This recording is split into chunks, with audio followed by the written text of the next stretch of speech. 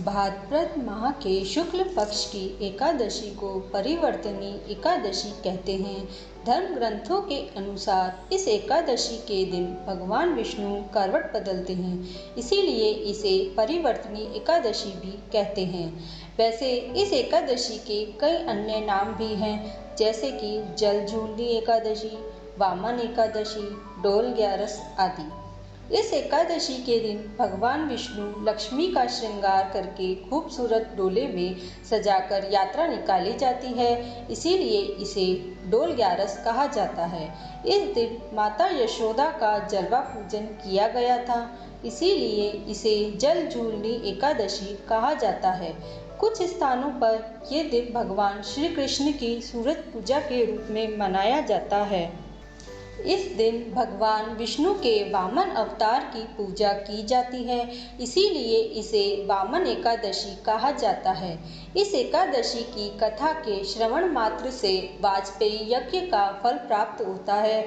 आइए सुनते हैं परिवर्तनी एकादशी की व्रत कथा।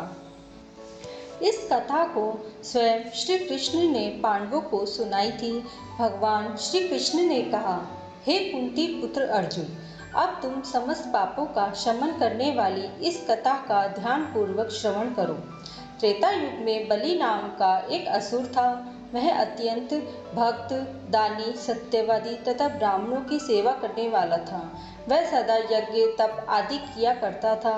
अपनी इसी भक्ति के प्रभाव से वह स्वर्ग में देवेंद्र के स्थान पर राज्य करने लगा। देवराज इंद्र तथा अन्य देवता इस बात को सहन नहीं कर सके और भगवान श्री हरि के पास जाकर प्रार्थना करने लगे। अंत में मैंने वामन रूप धारण किया और तेजस्वी ब्राह्मण बालक के रूप में राजा बलि पर विजय प्राप्त की। यह सुनकर अर्जुन ने कहा, हे लीलापति, अपने वामन रूप धारण करके उस बलि को किस प्रकार जीता, कृपा कर यह सब विस्तार पूर्वक बताइए। भगवान श्री कृष्ण ने कहा, मैंने वामन रूप धारण करके राजा बलि से याचना की, हे राजन, तुम मुझे 3 पग भूमि दान में दे दो, इससे तुम्हें 3 लोक के दान का फल प्राप्त होगा।